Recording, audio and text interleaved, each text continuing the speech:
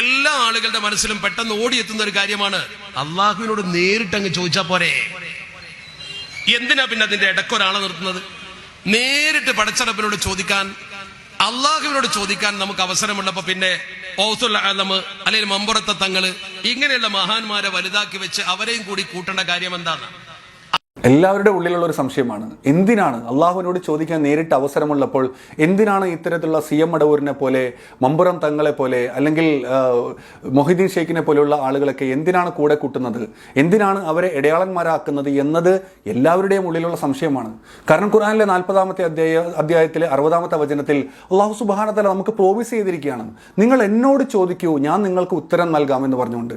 നിങ്ങൾക്ക് എന്താവശ്യമുണ്ടെങ്കിലും നിങ്ങൾ എന്നോട് ചോദിക്കൂ, നിങ്ങൾ നേരിട്ട് എന്നോട് ചോദിക്കൂ, ഞാൻ നിങ്ങൾക്ക് ഉത്തരം നൽകാം എന്ന് അള്ളാഹു നമ്മൾക്ക് പ്രോമിസ് ചെയ്തിരിക്കെ പിന്നെ എന്തിനാണ് ഇത്തരത്തിലുള്ള ആളുകളെ നമ്മൾ കൂടെ കൂട്ടുന്നത്?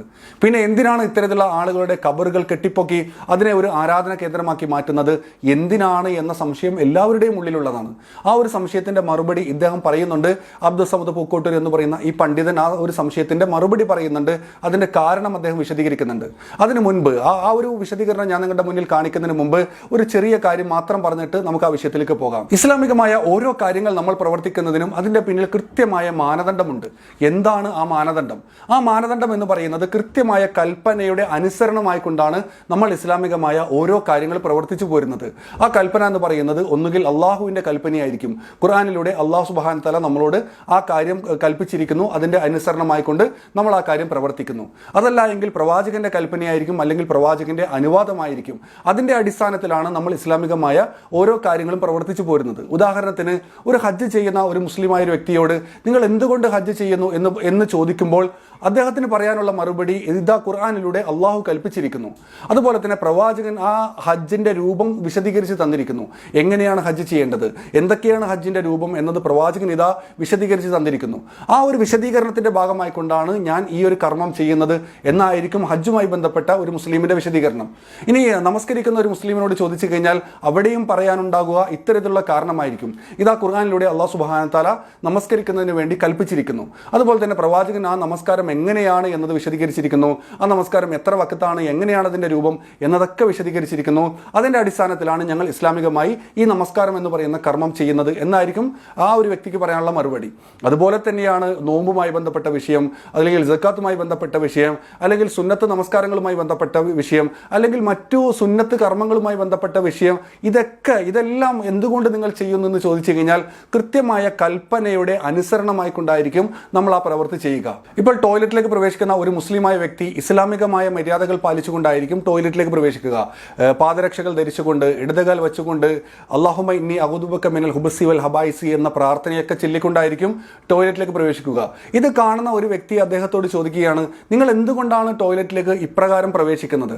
ഇത്തരത്തിലുള്ള മര്യാദകളൊക്കെ പാലിച്ചുകൊണ്ട് ടോയ്ലറ്റിലേക്ക് പ്രവേശിക്കുന്നത് എന്തുകൊണ്ടാണ് എന്ന് ചോദിക്കുമ്പോൾ അവിടെ അദ്ദേഹത്തിന് പറയാനുള്ള മറുപടി ഇതാ പ്രവാചകൻ ഞങ്ങളോട് ഇങ്ങനെ കൽപ്പിച്ചിരിക്കുന്നു. പ്രവാചകൻ ഇതാ ഞങ്ങൾക്ക് മാതൃക കാണിച്ചു തന്നിരിക്കുന്നു. ഇപ്രകാരമാണ് നിങ്ങൾ ടോയ്ലറ്റിലേക്ക് പ്രവേശിക്കേണ്ടത് എന്നത് പ്രവാചകൻ ഞങ്ങൾക്ക് പഠിപ്പിച്ചു തന്നിരിക്കുന്നു. ഇതായിരിക്കുമല്ലോ അദ്ദേഹത്തിന് പറയാനുള്ള മറുപടി. അപ്പോൾ ഞാൻ പറഞ്ഞു വന്നത് ഒരിക്കൽ കൂടി പറയുകയാണ്, ഇസ്ലാമികമായി നമ്മൾ ഏതൊരു കാര്യം ചെയ്യുകയാണെങ്കിലും അത് കൃത്യമായ ഒരു മാനദണ്ഡത്തിന്റെ അടിസ്ഥാനത്തിലാണ്. അത് കൃത്യമായ അള്ളാഹുവിന്റെ കൽപ്പനയുടെ അടിസ്ഥാനത്തിൽ, പ്രവാചകന്റെ കൽപ്പനയുടെ അടിസ്ഥാനത്തിൽ, പ്രവാചകന്റെ അനുവാദത്തിന്റെ അടിസ്ഥാനത്തിൽ, അതിൻ്റെയൊക്കെ അടിസ്ഥാനത്തിലാണ്, ആ കൽപ്പനയുടെ അനുസരണമായിക്കൊണ്ടാണ് നമ്മൾ ഇസ്ലാമികമായ ഓരോ കാര്യങ്ങളും ചെയ്തു പോരുന്നത്. ഇനി എനിക്ക് നിങ്ങളോട് ചോദിക്കാനുള്ളത്, ഇസ്ലാമിക കാഴ്ചപ്പാടിൽ ടോയ്ലറ്റിലേക്ക് പ്രവേശിക്കുന്നതാണോ മക്ബറയിലേക്ക് പ്രവേശിക്കുന്നതാണോ ഇസ്ലാമിക കാഴ്ചപ്പാടിൽ ഗൗരവമുള്ള വിഷയം? ടോയ്ലറ്റിലേക്ക് പ്രവേശിക്കുന്നതാണോ അള്ളാഹുവിനോട് നേരിട്ട് പ്രാർത്ഥിക്കുന്നതിന് പകരം ഇടയാളന്മാരെ വിളിച്ച് പ്രാർത്ഥിച്ചുകൊണ്ട്, ഇടയാളന്മാരെ സഹായികളാക്കിക്കൊണ്ട് പ്രാർത്ഥിക്കുന്ന ആ ഒരു പരിപാടി ഉണ്ടല്ലോ, അതാണോ ഗൗരവമുള്ള വിഷയം, അതോ ടോയ്ലറ്റിലേക്ക് പ്രവേശിക്കുന്നതാണോ? നമുക്ക് എല്ലാവർക്കും അറിയുന്ന കാര്യമാണ്, ഇസ്ലാമിക കാഴ്ചപ്പാടിലൂടെ നോക്കിക്കഴിഞ്ഞാൽ ടോയ്ലറ്റിലേക്ക് പ്രവേശിക്കുന്നതിനേക്കാൾ എത്രയോ ഗൗരവമുള്ള ഒരു കാര്യമാണ് മക്ബറയിലേക്ക് പ്രവേശിക്കുക എന്ന് പറയുന്നത്. ഇസ്ലാമിക കാഴ്ചപ്പാടിൽ ടോയ്ലറ്റിലേക്ക് പ്രവേശിക്കുന്നതിനേക്കാൾ എത്രയോ ഗൗരവമുള്ള ഒരു വിഷയമാണ് ഇത്തരത്തിൽ അള്ളാഹുവിനോട് നേരിട്ട് പ്രാർത്ഥിക്കുന്നതിന് പകരം ഇടയാളന്മാരോട്, CM മടവൂരിനോടും മമ്പുറം തങ്ങളോടൊക്കെ വിളിച്ച് പ്രാർത്ഥിക്കുകയോ സഹായം തേടുകയോ ഒക്കെ ചെയ്യുന്നത് ടോയ്ലറ്റിലേക്ക് പ്രവേശിക്കുന്നതിനേക്കാൾ എത്രയോ മടങ്ങ് ഗൗരവമുള്ള വിഷയമാണ് എന്ന് എല്ലാവരും സമ്മതിക്കുന്ന കാര്യമാണ്. അങ്ങനെ എല്ലാവരും സമ്മതിക്കുന്ന ഇത്തരത്തിലുള്ള വലിയ ഗൗരവമുള്ള ഒരു വിഷയം നിങ്ങൾ എന്തുകൊണ്ട് ചെയ്യുന്നു എന്ന് ചോദിക്കുമ്പോൾ അബ്ദുൽ സമദ് പൂക്കോട്ടൂരിന് പറയാനുള്ള ന്യായീകരണം ഇതാണ്. എവിടെ നിസ്കരിക്കാൻ പറഞ്ഞത്? മക്കാം ഇബ്രാഹിമിന്റെ പുറകിൽ. എന്താ മക്കാം ഇബ്രാഹിമിന്റെ പ്രത്യേകത? ഇബ്രാഹിം നബി അലൈഹി സ്വലാത്തു വസ്സലാം കഅബ നിർമ്മിക്കുമ്പോൾ കയറി നിന്നൊരു കല്ലുണ്ട് അവിടെ. ആ കല്ല് ഒരു പ്രത്യേക കൂട്ടിൽ അവിടെ സൂക്ഷിച്ചിട്ടുണ്ട്. ആ കല്ലിന്മേൽ ഇബ്രാഹിം നബി തങ്ങളുടെ കാൽപാദത്തിന്റെ പതിഞ്ഞ അടയാളമുണ്ട്. അപ്പൊ നമ്മളിങ്ങനെ അതിന് പിന്നിൽ തക്ബീർ കെട്ടി നിൽക്കുമ്പോൾ സത്യത്തിൽ ഇബ്രാഹിം നബിയുടെ കാലിന്റെ ചുവട്ടിൽ പോയി സുജൂദ് ചെയ്യാൻ പോവാണ്. നല്ല തൗഹീദും ഉറച്ച വിശ്വാസമുള്ള ഒരാളെ മനസ്സിൽ ചിന്തിക്കൂലേ, പടച്ചവനെ നിനക്ക് ഞാൻ ചെയ്യുന്ന സുജൂദ് എന്തിനാ ഇബ്രാഹിം നബിയുടെ കാൽക്ക പോയി ചെയ്യുന്ന ഒരു ഷിർക്കാവൂലേ? അങ്ങനെ ചിന്തിച്ചാൽ, അങ്ങനെ ചിന്തിക്കാനേ പാടില്ല. മതത്തിൽ നിന്ന് പുറത്തു പോകുന്ന കാരണം അള്ളാഹു നേരെ പറഞ്ഞതാ, വത്തഖിദൂ മിൻ മഖാമി ഇബ്രാഹിമ മുസല്ല, നിങ്ങൾ ഇബ്രാഹിം മഖാമിനെ മുസല്ലയാക്കണം. എന്താ കാരണം? അവിടെയാണ് ചിന്തിക്കേണ്ടത്. ഇബ്രാഹിം നബിയോട് ആദരവും അള്ളാഹുവിനോട് ആരാധനയും, ആദരവിലൂടെയാണ് ആരാധനയിൽ എത്തേണ്ടത്.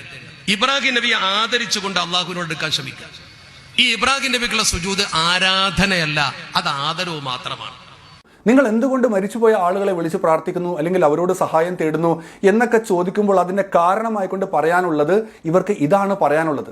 ഞാൻ നേരത്തെ പറഞ്ഞ പോലെ തന്നെ ടോയ്ലറ്റിൽ പ്രവേശിക്കുന്ന ഒരാൾ നിങ്ങൾ എന്തുകൊണ്ട് ഇത്തരത്തിലുള്ള ഇസ്ലാമിക മര്യാദകൾ അതിൽ കാണിക്കുന്നു എന്ന് ചോദിക്കുമ്പോൾ ആ ടോയ്ലറ്റിൽ പ്രവേശിക്കുന്ന ആൾക്ക് പോലും പറയാനുള്ളത്, ദാ പ്രവാചകൻ ഞങ്ങളോട് കൽപ്പിച്ചിരിക്കുന്നു, ദാ പ്രവാചകൻ ഞങ്ങൾക്ക് മാതൃക കാണിച്ചു തന്നിരിക്കുന്നു, അതിൻ്റെ അടിസ്ഥാനത്തിലാണ് ഞാൻ ടോയ്ലറ്റിലേക്ക് ഇപ്രകാരം പ്രവേശിക്കുന്നത് എന്ന് അയാൾക്ക് പോലും പറയാനുണ്ട്.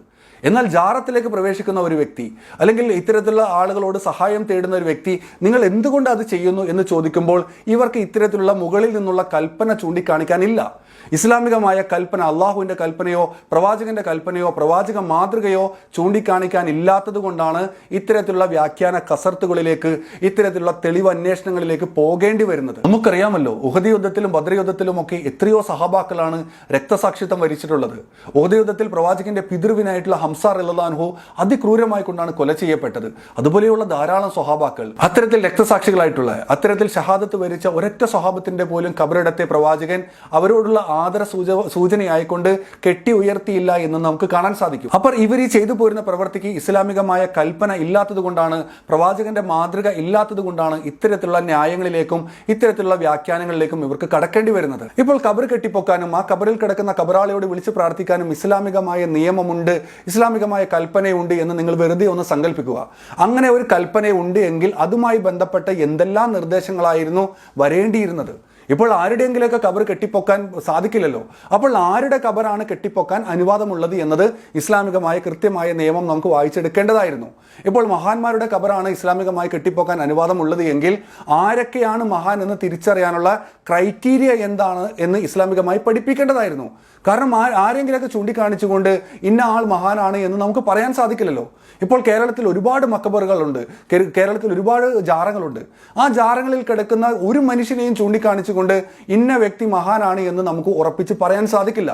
കാരണം ആ മരിച്ചുപോയ വ്യക്തികളുടെ വിചാരണ കഴിഞ്ഞിട്ടില്ല. ആ മരിച്ചുപോയ വ്യക്തി ദുനിയാവിൽ വെച്ച് ചെയ്ത കർമ്മങ്ങൾ അത് അള്ളാഹു സുബ്ഹാനഹു വ തആല സ്വീകരിച്ചോ എന്ന് നമുക്കറിയില്ല. അദ്ദേഹത്തിൽ അള്ളാഹു തൃപ്തിപ്പെട്ടോ എന്ന് നമുക്കറിയില്ല.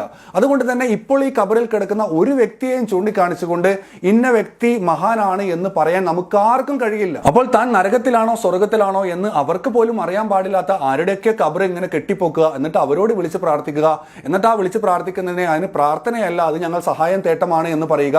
എന്നിട്ട് നിങ്ങൾ എന്തുകൊണ്ട് അത് ചെയ്യുന്നു എന്ന് ചോദിക്കുമ്പോൾ അതിന് കൃത്യമായ അള്ളാഹുവിന്റെ കൽപ്പനയോ പ്രവാചകന്റെ കൽപ്പനയോ പ്രവാചകന്റെ മാതൃകയോ കാണിച്ചു തരാൻ ഇല്ലാത്തത് കൊണ്ട് എന്തൊക്കെയോ ന്യായീകരണങ്ങളും എന്തൊക്കെയോ തെളിവന്വേഷണങ്ങളും മക്കാം ഇബ്രാഹിമിന്റെ കഥയും അതുപോലെ തന്നെ അറഫയിലെ കഥയും ഒക്കെ ഇങ്ങനെ പറഞ്ഞ് ന്യായീകരിക്കുക, എന്നിട്ട് ജനങ്ങളെ ഇങ്ങനെ കബളിപ്പിക്കാൻ ശ്രമിക്കുക. ആ ജനങ്ങളോട് എനിക്ക് പറയാനുള്ളത്, വിശുദ്ധ ഖുർആനിലെ 9-ാമത്തെ അധ്യായം 34-ാമത്തെ വചനത്തിൽ അല്ലാഹു സുബ്ഹാനഹു വ തആല കൃത്യമായ താക്കീത് നമുക്ക് നൽകുന്നുണ്ട്, കൃത്യമായ മുന്നറിയിപ്പ് നമുക്ക് നൽകുന്നുണ്ട്. സത്യവിശ്വാസികളെ എന്ന് വിളിച്ചുകൊണ്ട് ഖുർആൻ നമ്മളോട് പറയുന്നത്, അല്ലാഹു സുബ്ഹാനഹു വ തആല നമ്മളോട് പറയുന്നത്, പുരോഹിതന്മാരിലും പണ്ഡിതന്മാരിലും പെട്ട ധാരാളം പേർ, കുറച്ച് പേർ എന്നല്ല പറയുന്നത്, ധാരാളം പേർ ജനങ്ങളെ നിങ്ങളുടെ പണം അന്യായമായി തിന്നുകയും നിങ്ങളെ യഥാർത്ഥ ദൈവിക മാർഗത്തിൽ നിന്ന് തടയുകയും ചെയ്യുന്നു എന്ന് കൃത്യമായ മുന്നറിയിപ്പ് അല്ലാഹു സുബ്ഹാനഹു വ തആല നിങ്ങൾക്ക് തരുന്നുണ്ട്. ഇത്തരത്തിലുള്ള മുന്നറിയിപ്പുകളൊക്കെ നമ്മുടെ മുന്നിൽ ഉണ്ടായിട്ടും ഇത്തരത്തിലുള്ള പുരോഹിതന്മാർ പണ്ഡിതന്മാർ നമ്മളെ ഇങ്ങനെ പറ്റിച്ചുകൊണ്ടിരിക്കുന്നുവെങ്കിൽ ആ പറ്റിക്കുന്ന ആ പണ്ഡിതന്മാരുടെയും പുരോഹിതന്മാരുടെയും മിടുക്കല്ല ആ കാണിക്കുന്നത്, നമ്മുടെ കഴിവുകേടാണ് ആ കാണിക്കുന്നത് എന്ന് മാത്രം ഞാൻ പറഞ്ഞുകൊണ്ട് നിർത്തുന്നു. അസ്സലാമു അലൈക്കും വറഹ്മത്തുള്ളാഹി.